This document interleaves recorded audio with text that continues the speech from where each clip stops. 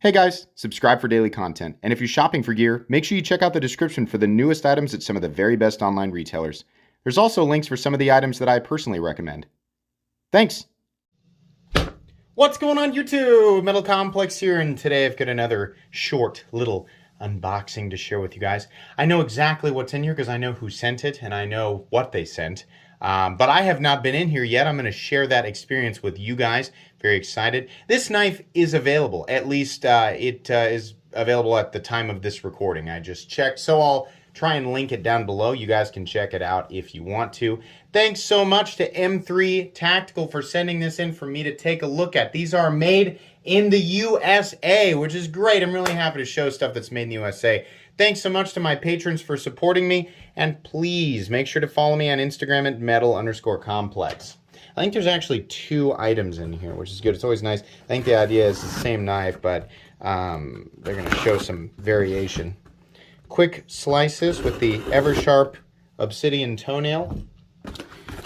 There we go. Yeah, here we go. 1 and 2. And I believe maybe there is a... No, it's stickers, but that's okay. Very cool. These definitely have a super tactical appearance, but not so much that it's like, oh wait, you can't use it, it's just meant to look cool. No, it definitely does have practical lines and things, at least as far as the picture goes. Ooh, it's bigger than I thought. Ooh, it's big. Okay. Yeah, we've got, this one is a carbon fiber, let me wipe some of that off. Carbon fiber show side, titanium rear side. Nice detent. Marine Raider, I think, is what this is called. Nice, big, long, aggressive Tanto. Nice flipping action, too. Very nice. Very nice. Great action. Really cool. M390, and they have used their own, the M. That's cool. In the M390. Yeah. Big, crazy pronounced flipper tab, but it does work really well, definitely. This, you know what this makes me think of? It makes me think of ZT when ZT was making stuff that we actually liked. I'm sorry, you know, I'm a fan of ZT, but it's like, what happened? And I'm sure they cater, I'm sure there are lots of people who enjoy some of their newer stuff, but I miss the old ZT. And this very much makes me think, like in so many ways, right? That's cool. That's really cool that this is made. I like this a lot more than I thought I would. This is really neat. I like the shape of it, and it's actually pretty comfortable. Look at that. We have a nice titanium milled clip. There we go. Look at this thing. Okay. So the main complaint that you always hear from me about lanyard holes is do not prioritize them over the clip. However, this is, it's not the most sightly thing in the world, but it is interesting, right? It gives it some character. It's big, towering. It makes me think of the Eye of Sauron. Yeah, okay, I'm not upset about it. In fact, I think that's pretty cool. What's in the other one? Hang on. I'm guessing it's full tie. That's what it feels like. Yeah, robust boy. Robust boy in full tie. Okay. Definitely a little bit heavier, but it feels good, you know? The milling's going to be for some people and not for others. You know, it's a little bit, not my favorite, but, I mean, that's a matter of, aesthetic preference is the word that my brain forgot. But, yeah, I do like the... I do like the feeling of it in full tie, and they have milled this out for weight reduction. Very nice, nice access to the lock bar and really smooth. I mean, really, this is good, right? I like this a lot. This is, M3 has really good production quality, and you guys can go to their website, because at first when I was like, who's M3? And they said that making knives in the USA, I'm always a little skeptical of that, right? It's like, what do you mean? Because we got some companies who are, they're kind of fudging that a little bit. So I go to their website, and yeah, they have pictures of their shop, pictures of them, pictures of them working on knives. This is really cool. The quality on these, the machining quality on these is really good. Everything feels the way that it should be. This has got what you would expect from a 2022 titanium frame lock running on bearings.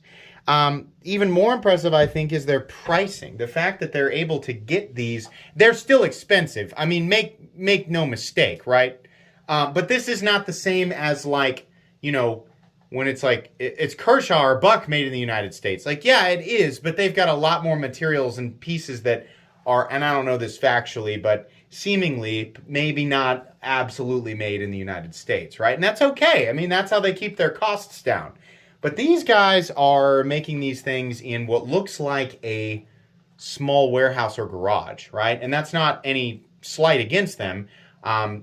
It's quite the opposite, actually. I think it's really impressive that we're getting this level of production quality in the United States, and it appears that most of this knife is that way. Sometimes things like bearings or little screws and things may not be 100% made here, but still, I like this. This does have kind of that, especially this one, kind of that 2014 kind of blocky, flat kind of look, but I don't know, I kind of like that. There's parts of me that really miss that because, it makes me think of what I used to love about zero tolerance, and it's like, why are they not doing that anymore, So, I don't know, if you think like me, this might scratch that itch. The flipping action is awesome. I mean, you get full leverage off of that thing. Let's go ahead and weigh it. I'm yakking on, right? Hang on. So, the carbon fiber boy, which does appear to be full CF all the way through. It absolutely is, right? Weight on this guy, 5.47 ounces. A little bit heavier than like the Microtech SOCOM Elite. This big boy, I'm going to guess, weighs about 6 to 6 1/4. Oh, a little more. Oh, almost 6.28 ounces. Let's go ahead and do a measurement here of overall length. I do like it. Just feels so. There's just so much blade flying out of there. Where is the? There it is. Tape measure. All right. Overall length. Hang on. There we go. Overall length coming in at wow. Okay, to the butt end of the knife, because I'm not going to count the Eye of Sauron up there. 9 1/4 inches. 3.75 inches of blade if you go to the tip of this carbon fiber. If you'd like to measure down to the end of the metal down here, you're looking at more like almost 4 1/4. Your actual cutting edge is 3.75 inches though. If you want to measure all the way to the back here, all the way to the peak of the tower, 9.75 inches. Big knife, not a small knife. Pretty cool. This is not a review. It would be silly to try and review something I had just unboxed. No, I want to spend some time with this, get it in the pocket, carry it around, get my thoughts gathered, and then I'll do a full comprehensive review here in a couple of weeks. So if you're interested in that, then stay tuned. If you want to check these out right now, like I said, I will link them right down below. Thanks so much to M3 Tactical. These are not mine to keep. They will go back to M3 when I am done. Yeah, that's going to be pretty much it. Please make sure to follow me on Instagram at metal_complex. If you enjoyed this video, leave a like. If you'd like to check out my other content, I do, of course, have lots of videos of knives that are either expensive or inexpensive that I do or don't like, so check those out. And if you enjoy all my content, go ahead and click on that Metal Complex logo right there and subscribe because there's definitely more coming. Thanks again for watching, everybody, and have a great day.